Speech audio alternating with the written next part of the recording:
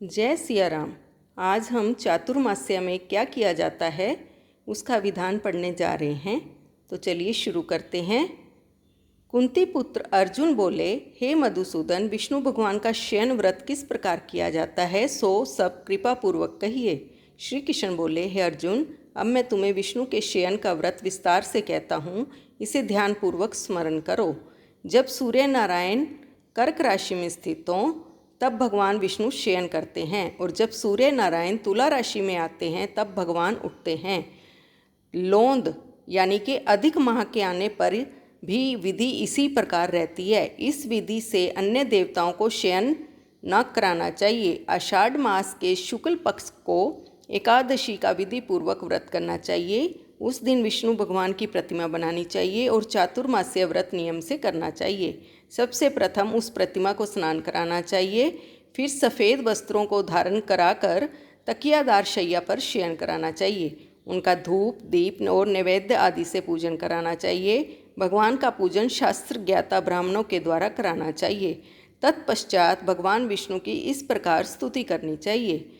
हे भगवान, मैंने आपको शयन कराया है, आपके शयन से संपूर्ण विश्व सो जाता है। इस तरह विष्णु भगवान के सामने हाथ जोड़कर प्रार्थना करनी चाहिए। हे भगवान, आप जब 4 मास तक शयन करें तब तक मेरे इस चातुर्मास्य व्रत को निर्विघ्न रखें। इस प्रकार विष्णु भगवान की स्तुति करके शुद्ध भाव से मनुष्यों को दातुन आदि के नियम को शुरू करने के 5 काल वर्णन किए गए हैं। देवशयनी एकादशी से लेकर देवोत्थानी एकादशी तक चातुर्मास्य व्रत को करना चाहिए।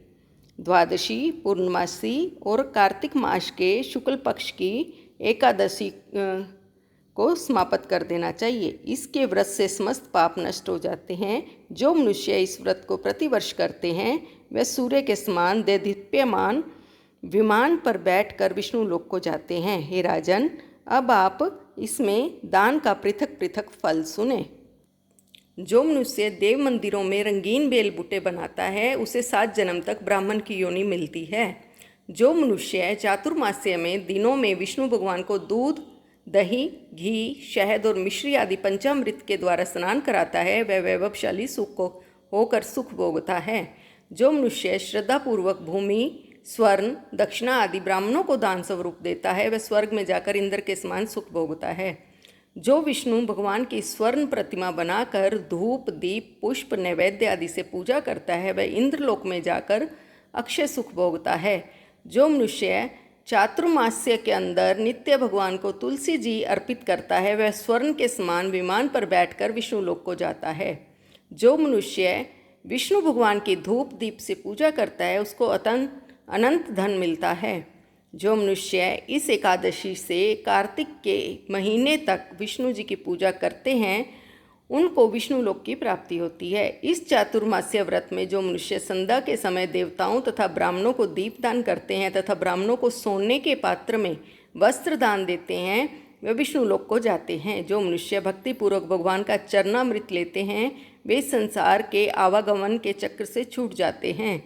जो विष्णु मंदिर में नित्य प्रति 108 बार गायत्री मंत्र का जप करते हैं वो पापों में लिप्त नहीं होते। जो मनुष्य पुराण तथा धर्मशास्त्र को सुनते हैं और वेद पाठी ब्राह्मण को वस्त्रों का दान करते हैं वे दानी, धनी, ज्ञानी और यशस्वी होते हैं।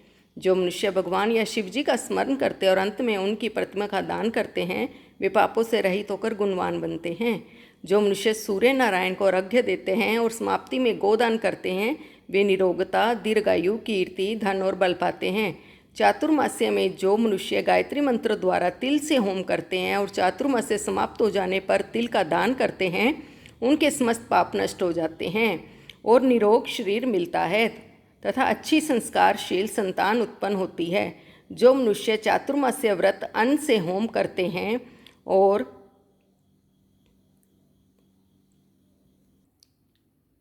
जो मनुष्य चातुर्मास्य व्रत अन्न से होम करते हैं और समाप्त होने पर घड़ी, घड़ा और वस्त्रों का दान करते हैं वे ऐश्वर्यशाली होते हैं। जो मनुष्य तुलसी जी को धारण करते हैं और अंत में विष्णु भगवान निमित्त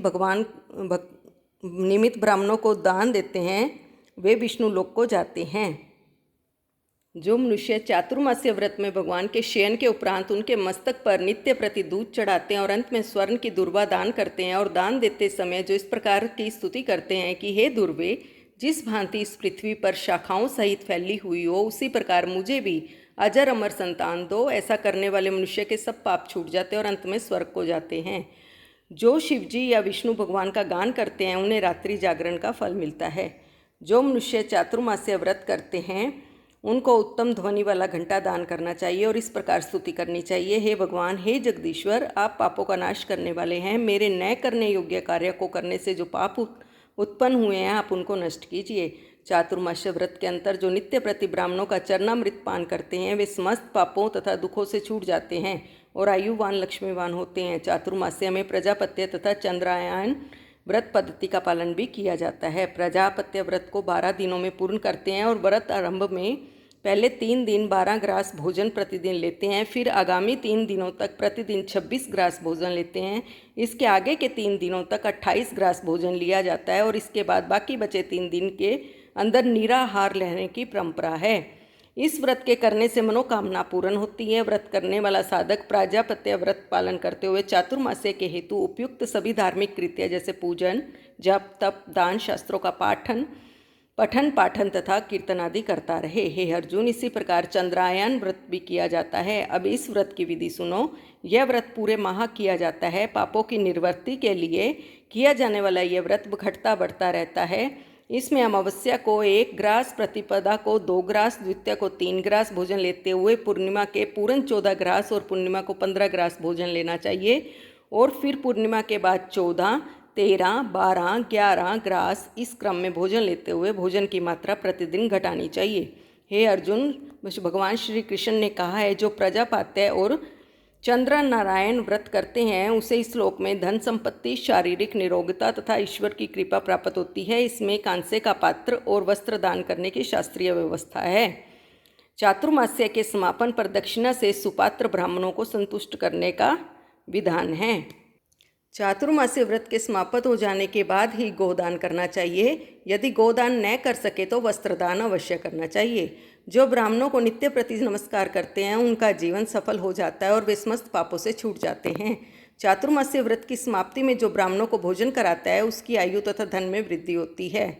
जो अलंकार सहित बछड़े वाली कपिला गायें वेदपाठी ब्राह्मणों को दान करते हैं वे चक्रवर्ती, आयुवान, पुत्रवान राजा होते हैं और स्वर्गलोक में प्रलय के अंत तक इंद्र के समान राज्य करते हैं। जो मनुष्य सूर्य भगवान तथा गणेश जी को नित्य नमस्कार करते हैं उनकी आयु तथा लक्ष्मी बढ़ती है। यदि गणपति जी प्रसन्न हो जाएं तो वह मनोवांछित फल पाते हैं और गणपति जी और सूर्य की प्रतिमा भगवान ब्राह्मण को देने से सब कार्यों की सिद्धि होती है। जो मनुष्य दोनों ऋतुओं में महादेव जी की प्रसन्नता के लिए तिल और वस्त्रों के साथ तांबे का पात्र का दान करते हैं उनके यहाँ स्वस्थ, सुंदर, शिव भक्त संतान होती है। चातुर्मास्य व्रत की समाप्ति पर चांदी या तांबा पात्र गुड़ और तिल के साथ दान करना चाहिए। जो मनुष्य विष्णु भगवान के शयन करने के उपरांत यथाशक्ति वस्त्र और तिल के साथ स्वर्ण दान करते हैं उनके समस्त पाप नष्ट हो जाते हैं और वे इस लोक में भोग और परलोक में मोक्ष प्राप्त करते हैं। चातुर्मास्य व्रत के समाप्त होने पर जो शैया दान करते हैं उनको अक्षय सुख मिलता है और वे कुबेर के समान धनवान होते हैं। वर्षा ऋतु में जो गोपी चंदन देते हैं उस पर भगवान प्रसन्न होते हैं। चातुर्मास्य में एक बार भोजन करने वाला, भूखे को अन्न देने वाला, भूमि पर शयन करने वाला अभिष्ट की प्राप्ति करता है। इंद्रिया निग्रह कर चातुर्मास्य व्रत का अनंत फल प्राप्त किया जाता है। श्रावण में शाक, भादों में दही, अश्विन में दूध और कार्तिक में दाल का त्याग करने वाले निरोगी होते हैं। चातुर्मास्य व्रत का पालन करने पर उद्यापन किया जाए। जब भगवान को शयन त्यागने का अनुरोध करें तब विशेष पूजन करना चाहिए। इस अवसर पर निराभिमानी विद्वान ब्राह्मण को अपनी क्षमता के अनुसार दान दक्षिणा देकर संतुष्ट करना चाहिए। हे पांडुनंदन, देवशयनी एकादशी और चातुर्मास का महात्म्य पुण्य फलदायी है। इससे मानसिक रोगों की शांति और भगवान विष्णु के प्रति निष्ठा बढ़ती है। कथासार: चातुर्मास्य भगवान विष्णु की कृपा प्राप्त करने के लिए लगभग 4 माह तक किया जाने वाला व्रत है। इस व्रत को देवशयनी से देवोत्थान एकादशियों से जोड़ने से प्रभु के प्रति अपना अनुराग दृढ़ होता है। चातुर्मास चौमासे में जब भगवान श्री हरि विष्णु शयन करते हैं उस समय कोई भी मांगलिक कार्य नहीं किए जाते।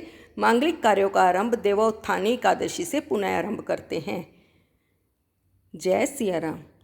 तो दोस्तों, आपको ये मेरी कथा और उसका कथा का सार कैसा लगा? अच्छा लगा हो तो वीडियो को लाइक कीजिएगा, शेयर कीजिएगा और मेरे साथ बने रहिएगा। धन्यवाद।